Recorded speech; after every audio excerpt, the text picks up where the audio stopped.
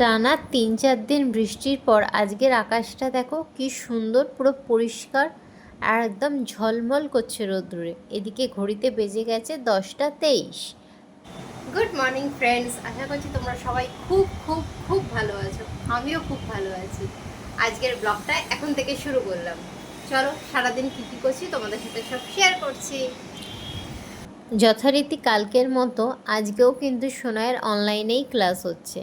আর ও আমাকে বলল যে ও আজকে ম্যাগি সিদ্ধ খাবে। তো আমি বললাম যে ম্যাগি সিদ্ধ ঠিক আছে, তো তাই আমি চটজলদি ম্যাগিটা সিদ্ধ করতে বসিয়ে দিলাম। ও তো 10:30 থেকে ব্রেক টাইম, আর অলরেডি 10টা 23 ঘড়িতে বেজে গেছিলো। তো এই 2-3 মিনিটের মধ্যে ম্যাগি সিদ্ধ ছাড়া আর কিছু হতোও না।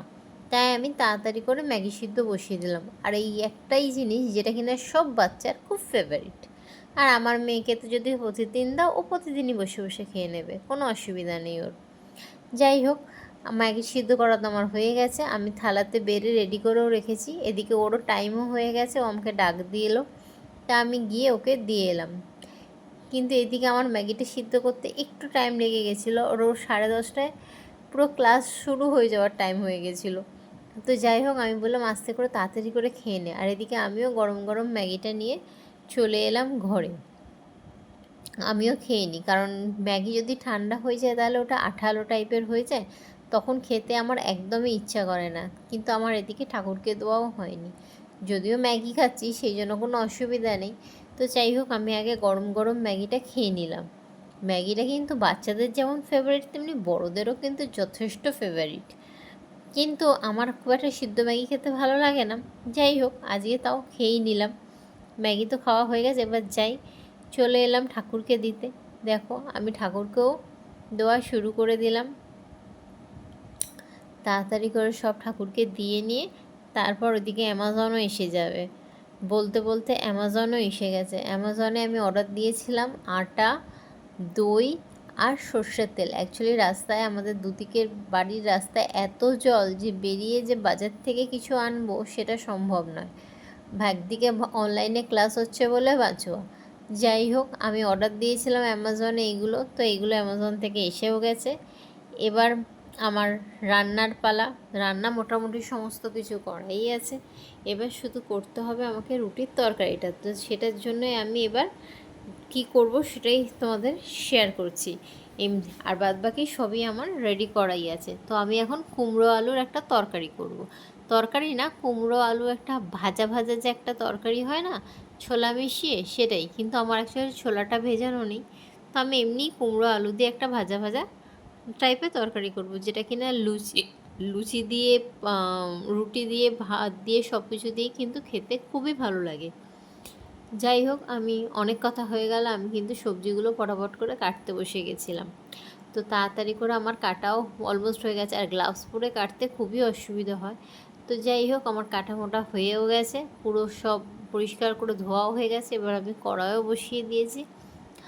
এই রান্নাটা তোমরা সবাই অলমোস্ট সবাই জানো, এবং সবার বাড়িতেই অলমোস্ট এই রান্না হয়ে থাকে। এটা খুব সিম্পল রান্না, কোনো ঝামেলা নেই, একদম সাদামাটা একটা রান্না, কোনো বাটা মশলারও ঝঞ্ঝাট নেই, কোনো ঝামেলা নেই। শুধু তেল দাও, একটু কালো জিরে ফোড়ন দাও, একটু নুন দাও, শুকনো লঙ্কা দাও, কাঁচা লঙ্কা দাও, আর সবজিগুলো তুলে একটু নুন দাও আর একটু হলুদ দাও, আর তারপরে ভালো করে একটুখানি নেড়ে চেড়ে নিয়ে ঢাকা দিয়ে দাও। ব্যাস। না লাগে নুন, না লাগে চিনি, আর না লাগে জল, কিছুই লাগে না। জাস্ট সিম্পল ওয়েতে ভালো রান্না, এবং খুব কম টাইমে এটা হয়ে যায়। এটা আমরা যেহেতু রাত্রিরে রুটি দিয়ে খাবো, আর এই একটুখানি নেবো, আর দুপুরবেলা টেস্ট করে দেখবো। এই সবজিটা মানে কুমড়ো আলুর এই ভাজাটা খেতে কিন্তু সোনাই প্রচণ্ড ভালোবাসে, আমিও খুব ভালোবাসি। কিন্তু এর মধ্যে একটু ছোলা দিলে, মানে কাঁচা ছোলা দিলে খুব ভালো টেস্ট হয়। কিন্তু আমি যেহেতু আগের দিন রাত্রিরে ছোলাটা ভিজিয়ে রাখতে ভুলে গেছিলাম, তাই আমি আর দিইনি, আমি এমনিই করেছি। কিন্তু আমি অন্য সময় যখন করি, আমি কিন্তু ছোলা দিয়েই এটা করি। তো দেখো আমার কিন্তু রান্নাটা অলমোস্ট হয়ে গেছে, অলমোস্ট কি পুরোই হয়ে গেছে, পুরো ভাজা ভাজা হয়ে গেছে, কুমড়োগুলো কিন্তু পুরো গলেই গেছে। আর এটার মধ্যে কিন্তু একটু ঝালঝালি হয়, কারণ যেহেতু কুমড়োটা মিষ্টি, সেই জন্য একটু ঝালঝাল না হলে কিন্তু খেতে ভালো লাগবে না। আর এর মধ্যে কিন্তু তোমরা কিন্তু চিনি দিতে যেও না। আর আমাদের আজকে যে কুমড়োটা দিয়ে আমি রান্না করছি, এই কুমড়োটা এতটাই মিষ্টি যে বলার মতো না। যাই হোক, তা আমার রান্নাটা হয়েও গেছে, এবার আমি নামিয়েও ফেলেছি। তো আমার তো রান্না বান্না কিচ্ছু ছিল না, শুধু কুমড়োটা ভাজলাম। তো ভাবলাম একটু ওয়ার্ড্রপটা গুছিয়ে নিই, সারা সপ্তাহ যেহেতু বেরোতে হয়, ওয়ার্ড্রপটা পুরো অগোছালো হয়ে আছে, এর ঘাড়ে ওর জামা, ওর ঘাড়ে ওর জামা। তো সেই ওয়ার্ড্রপটা গোছাতে গোছাতে উফ, ফাইনালি আমি গোছানো কমপ্লিট করলাম। দেখো এই যে সোনার সমস্ত জামাগুলো বের করতে হয়েছে, মানে সব জামা ছোট হয়ে গেছে, এগুলো আর একটাও ওর গায়ে হচ্ছে না। এই যে ওয়ার্ড্রপ গোছাতে গিয়ে ওর এই সেই সরস্বতী পুজো সেই বাচ্চারা পরে না শাড়ি, এটা আমাকে, এইটা ওকে ওর দাদু দিয়েছিল, মানে আমার বাবা ওকে কিনে দিয়েছিল এই শাড়িটা। দেখো বাচ্চাদের, এগুলো সব এখন ফেলে দিতে হবে। তো এই যে সব ভালো ভালো জিন্স, তারপরে যে গোয়াতে ঘুরতে গেছিলাম, সেই গোয়া থেকে এই যে এই ছোট্ট মতো জামাটা কিনেছিলাম ওর জন্য, এইটা। তারপরে কত এরকম এরকম কত কত জামা, যে ভালো ভালো সব জামাগুলো সব ছোট হয়ে গেছে, একটাও আর ওর গায়ে হচ্ছে না। এই যে এই জামার এটাও, এটাও খুব সুন্দর টাইপের একটা জামা, এই যে এইটা, এইটা। তারপরে হচ্ছে তোমার এই যে দেখো এইটা, এই জামাটা তো আমার খুব পছন্দের এবং এটা ওরও খুব পছন্দের, এটাও বেরোলো। এই যে একদম ছোটো বয়সে এটা কিনেছিল ও, এথেনিক কুর্তি টাইপের জামাটা, খুব সুন্দর দেখতে। যাই হোক, আর আমারও সব এই যে লেগিংস, এগুলো সব পুরনো হয়ে গেছে। আমার এরকম 3-4টে লেগিংস, সব আমার এরকম 3-4-5টা লেগিংস সব পুরনো হয়ে গেছে, তাই সব বের করলাম। ভয়ঙ্কর অবস্থা হয়ে গেছে। এখন এগুলো সব গোছাবো, তারপর ততক্ষণে ওর ক্লাসও শেষ হয়ে যাবে, দেন তখন আমরা খেতে বসিয়ে যাব। তো তোমাদের দেখাই, দাঁড়াও কত কী অবস্থা আমার সোফা, আমি সব ঘর থেকে বের করে এই সোফায় এনে ফেলেছি। এবার এগুলোকে আমি গুছিয়ে জাস্ট একটা ব্যাগের মধ্যে তুলে রাখবো, তারপর দেখি কি করি। এত জামা কোথায়, মানে কোনো গরিব বাচ্চা পেলে দিয়ে দিতাম, এখন কোনো গরিব বাচ্চা কোথায়, এখানে আশেপাশে কেউ নেবে না। তো এখন কি করব, সেটাই সব ভালো ভালো, একদম ভালো ভালো নতুন নতুন জামা, মানে একবার দুবার হয়তো পড়েছে এরকম সব। যাই হোক, তোমাদের দেখাচ্ছি, দাঁড়াও। এই দেখো কি অবস্থা, পুরো সব ভালো ভালো। এই দেখো এইটা সব নতুন। এই চুড়িদারটা যখন কিনেছিল কত দাম নিয়েছিল এটা, যাই হোক এথেনিক টাইপের খুব সুন্দর চুড়িদারটা ছিল, একদম নতুন নতুনই আছে, মানে পুরো টোটাল নতুনই আছে। এই দেখো এই শাড়িগুলো, মানে এই শাড়িটা সরস্বতী পুজোর জন্য কেনা, আর এই জিন্সগুলো তো ও তো সব এই জিন্স, একটাও আর ওর কোমরেও হচ্ছে না, তো হচ্ছে না।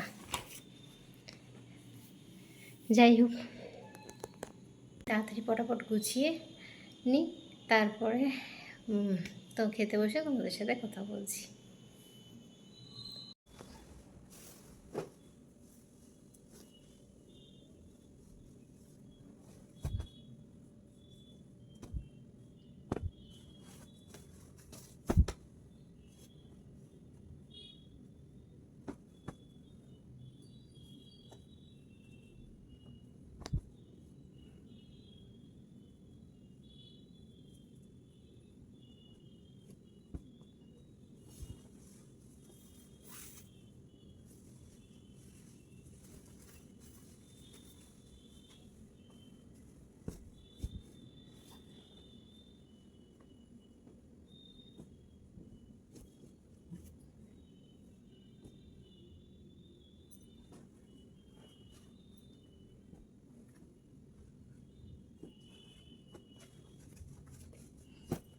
চলো, আমরা অলমোস্ট সব গোছানো হয়ে গেছে।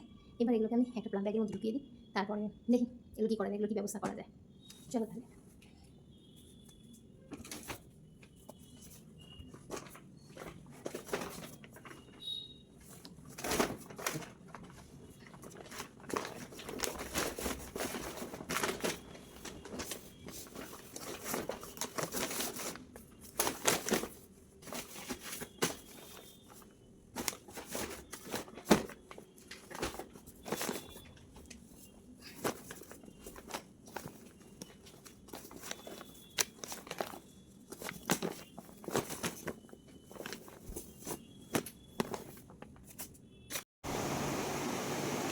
এখন 2টো বেজে গেছে, সোনায়ের অনলাইন ক্লাস শেষও হয়ে গেছে। এখন আমরা এবার খেতে বসবো। তো তোমাদের তো বলেইছিলাম যে আমার ম্যাক্সিমাম রান্নাই করা ছিল, আর খালি ও বললে একটু অমলেট করে দিতে, তো আমি চট করে অমলেটটা খালি বানিয়ে নিয়ে চলে এসেছি। তো এবার তোমাদের দেখাচ্ছি আমরা লাঞ্চে দিয়ে কী কী খাবো। তো এই যে কাঁকরোল দিয়ে উচ্ছে দিয়ে ভাজা, যেটা কিনা আমি আগের দিন করে রেখেছিলাম, আর এটা তো তোমরা জানো আজকেই করেছি এক্ষুনি, কুমড়ো আলুর যে ভাজাটা। আর তার সাথে রয়েছে বেগুনি। সোনাই অলরেডি এই যে খাওয়া শুরু করে দিয়েছে। আর রয়েছে অরড় ডাল, যেটা কিনা আমি আগেই করে রেখেছিলাম আগের দিন। আর এই এক্ষুনি বানিয়েছি অমলেট, দুজনের জন্য দুটো, আমারটা লঙ্কা দিয়ে আর ওটা লঙ্কা ছাড়া। তো এই হচ্ছে আমাদের আজকে টোটাল খাওয়ার মেনু। তো আমরা এখন খাওয়া স্টার্ট করবো এবার। আশা করছি তোমাদেরও সবার লাঞ্চ টাইম তো সবারই হয়ে গেছে, তো তোমরাও খাওয়া শুরু করে দিয়েছো। ব্লগটা আজকে এখানেই শেষ করছি। যদি তোমাদের ভালো লেগে থাকে তাহলে প্লিজ প্লিজ সাবস্ক্রাইব করো, শেয়ার করো, আর কমেন্ট করতে কিন্তু একদমই ভুলো না। আর ততক্ষণ পর্যন্ত তোমরা সবাই খুব খুব ভালো থেকো। আবার আসবো একটা নেক্সট নতুন ব্লগ নিয়ে। ততক্ষণের জন্য টাটা।